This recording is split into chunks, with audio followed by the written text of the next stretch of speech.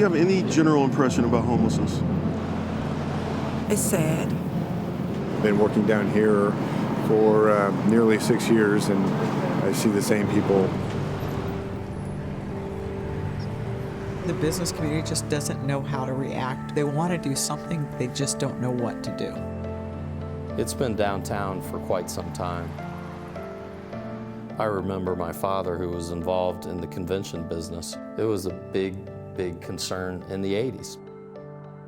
I do not remember the day that I raised my hand and said I want to be homeless. I live with a mix of schizophrenia and bipolar disorder. I didn't understand my condition.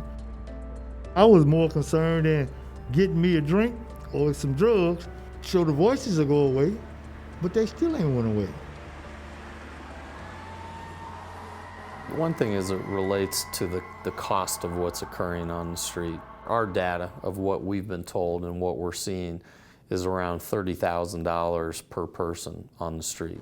I personally believe that number is much higher. We shouldn't just be managing our homeless population. We need a permanent solution. Have you ever heard of Housing First? No, I haven't. Have you ever heard of Housing First? No. Means house people without any preconditions. So the Housing First model is really a model that is based on the belief that you have to solve for one's lack of housing first before you can really work, or that person can work on any of the other issues that they may be struggling with.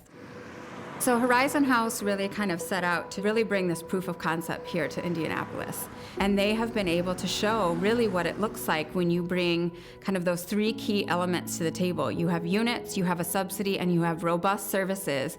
You can directly move people from the streets to housing. Horizon House is a day shelter as well as now a housing program. How many people do you have housed? Right now, around 165 in 102 households. We have a 98% retention rate 2.5 years after this program has started. Housing is really my passion. Everyone deserves it. It doesn't matter who you are. What I want to do is fight for that right. There we go. So we're at a neighbor's apartment, cleaning it out, putting it in a truck, taking it to a storage facility where it's going to be for about 30 days until he can get into a new apartment. We got him approved at another place last week. Putting someone in a house and saying good luck, 9 times out of 10 they're probably going to end up on the streets if they don't have the supportive services. Everyone's needs are completely different. So sometimes we'll help people get things like birth certificates, IDs, social security cards. The bull is strong. The cow gives us milk to drink. The day I moved in, I got my daughter into daycare. Within 3 weeks, I had a job. It was like a little push that we needed, to put us in this house. It means everything, and I can take it from here.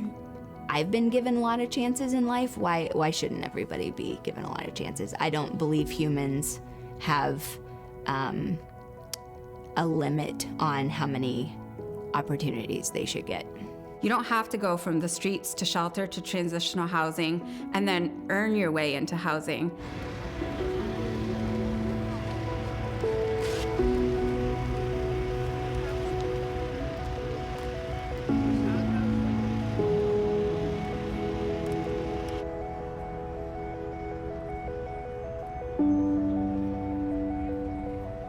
If this information got out about Housing First, would you support it? Yeah, I think so. Based on talking to you, it seems like it would make sense. I think people would want to explore that. Educating us so that we know that there are programs out here to help. The Housing to Recovery Fund is really bringing an investment in services to the level and scale that they need to be. And so today we outline the Housing to Recovery Fund. One of the brightest days I had during my first term was the day that I joined with the representatives of the Central Indiana Community Foundation announcing their commitment to, in partnership with the city of Indianapolis and others, raise, I believe the goal initially was $4 million over 4 years. It gets us up and going. It provides a proof point then we can go out and raise additional funds, and the whole city can say, you know what, it has so many benefits that we're seeing, that we're experiencing, because we have this group working together and creating Housing First with all the pieces needed. I think the money will continue to flow. I think if the business community can see it working here, they would definitely be willing to provide additional resources going forward. I believe without question the business community would jump on top of this scenario through either individuals, endowments, corporations, etc., because people understand it has to happen.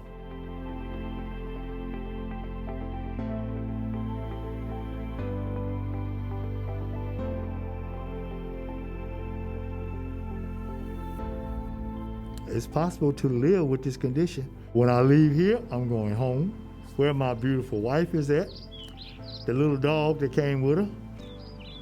My business is good. I do pay taxes. Indianapolis is special. We need to really work together to provide supported housing for our homeless neighbors. That will have so many incredible benefits that will make all of our lives better, but first and foremost, deal with the tragedy of homelessness.